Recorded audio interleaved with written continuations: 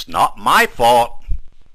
Have you ever paid attention to how often people say that? Someone bumped into me the other night as I was coming to a stop at a stop sign.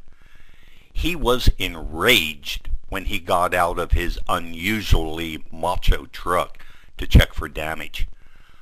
I looked at both the rear of my vehicle and the front of his and pointed out that there didn't seem to be any damage. He said, "It's a good thing for you." So I said, "You realize, don't you, that I was the one stopped at a stop sign and you ran into me?" Then, of course, he said the all-familiar words, "It wasn't my fault. You should have gone on through. No one was coming."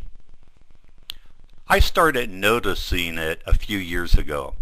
I saw a kid grab a pitcher of orange juice out of the fridge. Evidently, the lid wasn't on tight because when he began to shake it, orange juice went all over him and everything around him.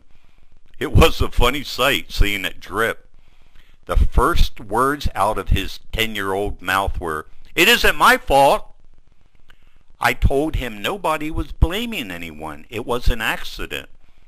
But this kid had to be sure I understood that he wasn't responsible, so he repeated, "Well, it's not my fault." So I asked him whose fault it was then. Was it his mother's for making the juice and putting it in the pitcher? Or mine for having bought it on my way home from work the previous day?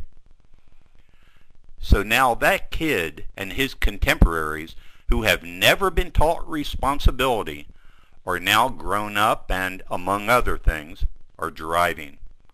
Nothing is their fault. I seem to be the last person on this planet to actually own up to making mistakes and taking responsibility. Things got so bad in my own family a few years ago when some members blamed me for things that they caused that, out of frustration one day, I actually announced that I would take responsibility for every freaking negative thing that has happened on this planet since the morning I was born. And I made a blanket apology for it all.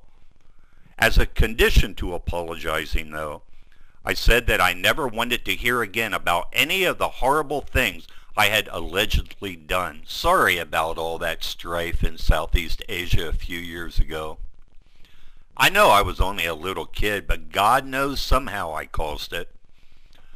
Also, I really regret that my actions or lack of actions caused all that commotion in Dallas that day. Damn, I'm sorry I did that. I know I was in Turkey then, but somehow it was my fault. No one else has ever done any freaking thing wrong. Blame me for your computer virus, for your car breaking down, and for anything else that has gone wrong. You can't lose weight? Blame me. Icy roads and you can't get to the store? I'm sorry, I didn't realize I was causing such an inconvenience. Recently, while traveling in Germany, a companion and I rented a car. She considered herself such a superior driver that she insisted she do the driving. So after picking up the rental car, we drove back to our hotel to get my cameras. As is my habit, when I got out, I locked my door, which in turn locked all the doors. The very first words out of the superior driver's mouth were, "You locked the keys inside." I said, "Me?" She said, "It's not my fault, you did it." Evidently, part of being a superior driver means that it's acceptable to leave the keys in the ignition when exiting a vehicle and then blaming the passenger for being conscientious. Of course it was my freaking fault. I was there, wasn't I? It would have been my fault even if I wasn't there. Whatever you do, don't take responsibility for what you did, even when someone is there watching you do it.